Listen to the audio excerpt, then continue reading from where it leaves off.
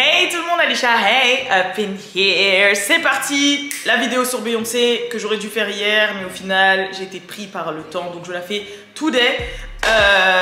Donc oui, petite mise à jour par rapport à l'album Renaissance de Beyoncé. C'est parti pour la vidéo. N'hésitez pas à vous abonner, à mettre la cloche parce que j'arrive sur vous à n'importe quel moment. C'est parti. Hey, what's up, girls? It's your girl.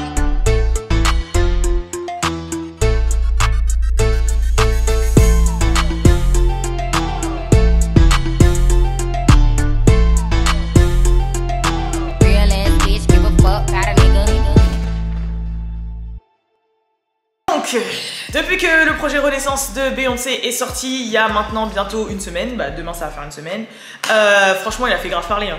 Il a fait grave parler, il y a des super fans, tu vois, il y a des aliens superstars, like me. Franchement, d'ailleurs ça aussi, comme je vous ai dit, j'ai fait une première écoute, j'ai réécouté l'album depuis et franchement non, en fait il y a des sons, Kafit, je l'avais dit que c'était mon son, Alien Superstar, de toute façon je crois que c'est ça qu'elle va clipper.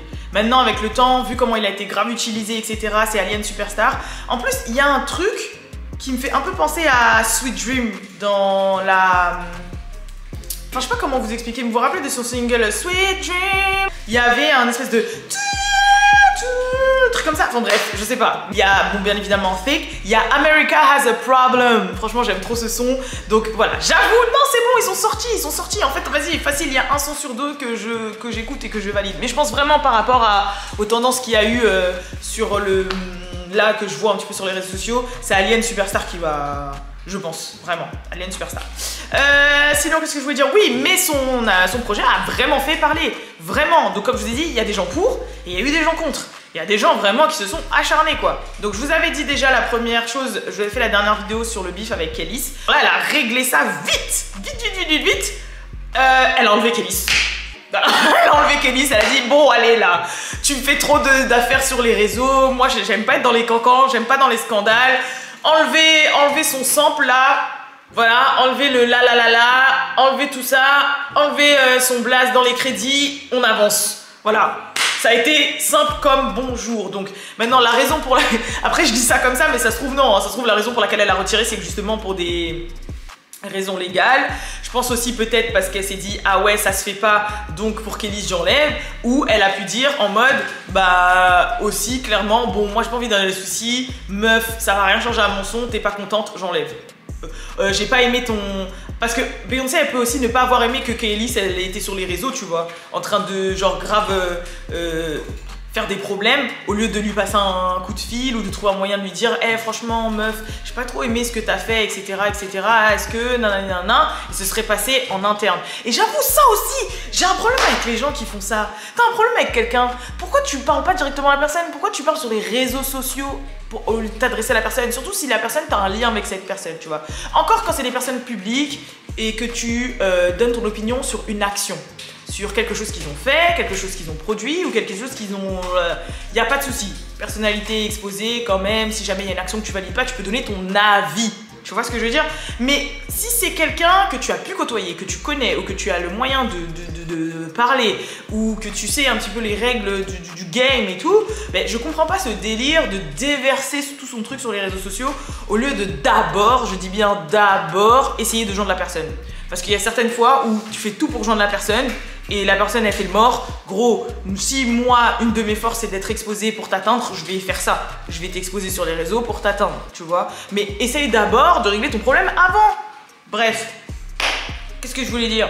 Oui, donc bref, elle a retiré Kelis. Voilà, elle a retiré. Donc après Kelis, elle a fait des back and forth là, avec les gens en commentaire, parce qu'il y a forcément la Beehive qui lui a dit ah c'est bon, t'es contente, t'arrêtes de pleurer. Et elle a dit il y a personne qui pleure ici, lol, des trucs comme ça. Ouais, au moins merci pour la pub. Et là, Kelis, elle a dit ah bah voilà, ça en dit long sur la qualité des personnes que vous êtes et elle a pas besoin de moi pour la pub, elle a le diable. Ouais, c'est vraiment ce qu'elle a dit. Elle a dit ouais, de toute façon pour la pub, elle a pas besoin de moi, elle a le diable à ses côtés. Et après, elle a dit haha, c'est une blague. C'était une blague, des trucs comme ça, mais en gros elle a voulu rattacher Beyoncé à ce délire de Illuminati, etc. Ce que aussi une autre personnalité pas trop connue, c'est un peu comme Tasha Kay et tout, c'est une meuf qui fait des vidéos et des podcasts et tout, qui est un peu style Erykah Badu, les ondes, tout ça, elle a dit justement que Beyoncé faisait des trucs un peu sataniques et tout, et qu'elle validait, c'était le devil et tout, et que du tout elle validait pas du tout Renaissance, blablabla. J'avoue, je me suis pas attardée sur ça du tout, mais voilà. Il y a quoi d'autre qui s'est passé? Donc forcément, après qu'elle ait retiré Kelis, il y a une autre meuf qui s'est réveillée genre 8 ans plus tard. Tu vois ce que je veux dire? Monica Lewinsky. Donc Monica Lewinsky, si vous savez pas ce que c'est la meuf qui a slurp Bill Clinton quand il était président. Vous voyez ce que je veux dire? Bill Clinton, il était avec Hillary Clinton, ok, il avait une femme, et genre il faisait avec sa secrétaire, c'est elle, t'as capté? Et Beyoncé, dans son ancien projet sur le son Partition, Partition please, bah ça, elle parle de Monica Lewinsky dessus. Et la meuf, elle se réveille genre 5 ans plus tard, et elle dit, ah bah moi aussi, ce serait bien que tu retires la partie où tu parles de moi dans Partition. Mais meuf, en fait, retourne derrière ton bureau, tu vois. Retourne derrière ton bureau, s'il te plaît. Genre, c'est bon, en fait. Et moi, j'aime pas les gens comme ça. Frère, c'est bon, on passe à autre chose. Tu vois ce que je veux dire? Estime-toi heureux déjà qu'une icône comme Beyoncé, elle parle de ta bêtise. Et qu'elle te... En plus, dans le son, c'est pas comme si en mode c'était... te traiter, tu vois. Justement, c'est un son sexy, sensuel. Genre, voilà, t'es devenue une icône de la pop culture grâce à tes performances orales. Et ça reste le président, tu vois, voilà quoi, sois contente. Mais non, la meuf elle est là, ouais bah, vu qu'elle a retiré Kelis, ça serait bien que Beyoncé retire aussi. Ouh là là. Bon, reste là-bas, c'est mieux, tu vois ce que je veux dire. Et enfin aussi, troisième bif qui s'est passé par rapport... Je suis désolée, il y a mon petit cousin derrière là qui joue au gaming, si vous entendez des cliquetis, c'est pas grave, ça fait de la SMR. Et qu'est-ce que je voulais vous dire? Et troisième chose qui est arrivée, donc il y a une grande parolière du game qui s'appelle Diane Warren ou Jane Warwick, rien à voir, mais bref. Tu connais, nous on n'est pas ici pour faire de l'étalage de culture hein, en soi, hein. On est pas là pour... bon bref, mais en gros c'est une grosse parolière du game, donc ce que j'ai cru comprendre c'est qu'elle avait écrit pour Toni Braxton, Céline Dion, Beyoncé, Brandy, tu vois, elle a des grosses têtes. Et elle a commencé à vouloir faire un shade sur Twitter à Beyoncé et la Beehive, c'est direct sauté, tu vois, elle est comme le miel. Genre là, il y a les gens qui parlent mal de Beyoncé, c'est le miel, et après il y a les abeilles qui... Non, quoique, ah non, c'est les abeilles qui créent le miel. Enfin, elles font du nectar qui donne du miel. Du coup, c'est les fleurs. Fleurs, ouais, c'est les fleurs. Genre, c'est une fleur, et ça fait... Et du coup, elle avait tweeté un truc du style 24 écrivains sur une chanson. Quelqu'un peut m'expliquer genre en mode, c'est un subli, tu vois. Parce que quand tu regardes dans les crédits de Beyoncé, bah il y a certains sons où il y a énormément de gens qui ont écrit. Et du coup, la Beehive sont sautés dessus en disant wesh, c'est comment, c'est quoi ce shade et tout, vas-y, tu crois trop pour qui, tu te prends pour qui, etc. Alors que bon, elle a des raisons de se prendre pour quelqu'un, hein, je vous cache pas, mais bon voilà. Et il y a un autre auteur, producteur, compositeur du game que je valide, j'aime trop son taf, The Dream, ok. Bon, si vous connaissez pas The Dream, il a fait trop de classiques chers à mon cœur. Oh là là, falsetto. She like, oh, oh, baby, ah, ah, ah, ah. Shawty's a teen, shawty's a teen. Fuck that nigga.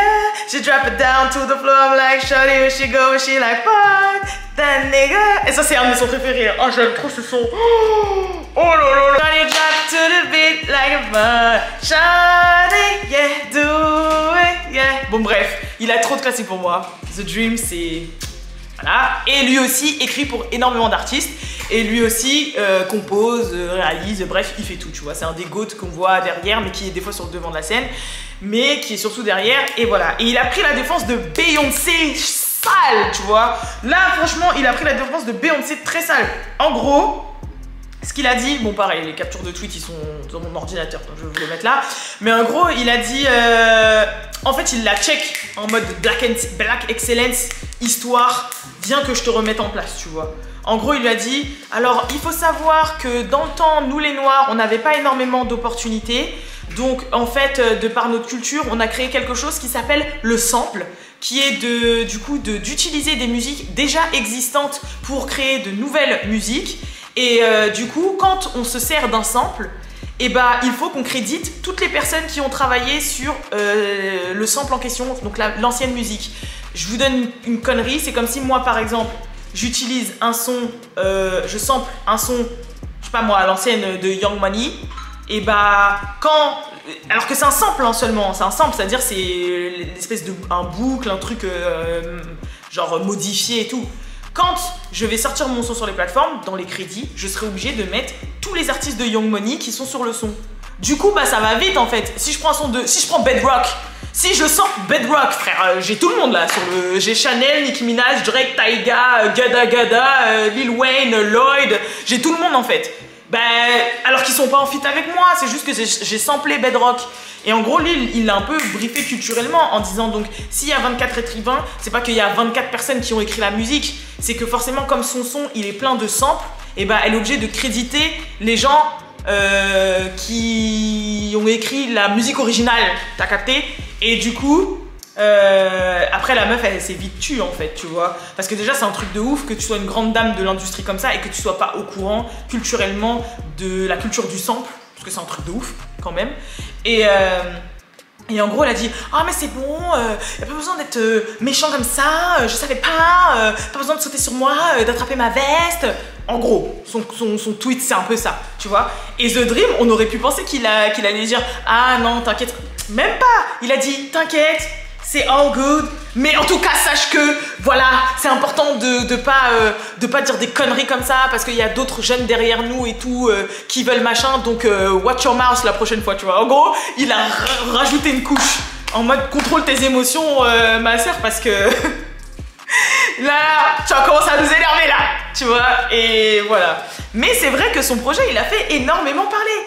Alors il y a des gens comme moi qui du coup, grâce à son projet, je suis en train de prendre des cours de voguing. Regardez. Genre, j'ai appris à faire le 8. Je recule, vous allez voir. Regardez. Wouh! J'ai appris à faire le 8! Et je vous ai dit, je prends des cours de voguing parce que je suis ready pour faire... Pour faire... Aller au ballroom. Vous allez voir là. Je vais aller dans un ballroom. J'ai même perdu mon... Bon, ballroom ça va être plus tard. Voilà, c'était la mise à jour par rapport au projet de Beyoncé et un petit peu les backlash qu'il y a eu. Mais franchement, moi je suis pressée d'avoir les prochaines parties, des prochains actes de renaissance. Maintenant, le seul truc moi qui me fait un peu chier, c'est que j'aurais pensé que du coup, avec le retour de Beyoncé, il y aurait une retour de sa personne. C'est-à-dire qu'on allait la voir, qu'elle allait nous parler, qu'elle allait, je sais pas, qu'il y allait avoir mouvement, parce que franchement la Beyoncé ça s'est transformé un peu en une meuf en retrait qu'on ne voit plus et qui balance un truc comme ça et c'est tout. Mais je pensais quand même qu'on allait la voir quoi, parce que ça fait Beyoncé, ça fait longtemps quand même que tu nous as pas parlé, qu'on t'a pas vu, enfin... Si bon, t'as vu ta performance pour le single de King Williams là, King Richard là, mais bon... Faut que tu t'humanises un petit peu quoi. Parce que voilà. Bref. En tout cas, je vous fais de gros bisous et je vous dis à la prochaine pour la prochaine vidéo. Peace.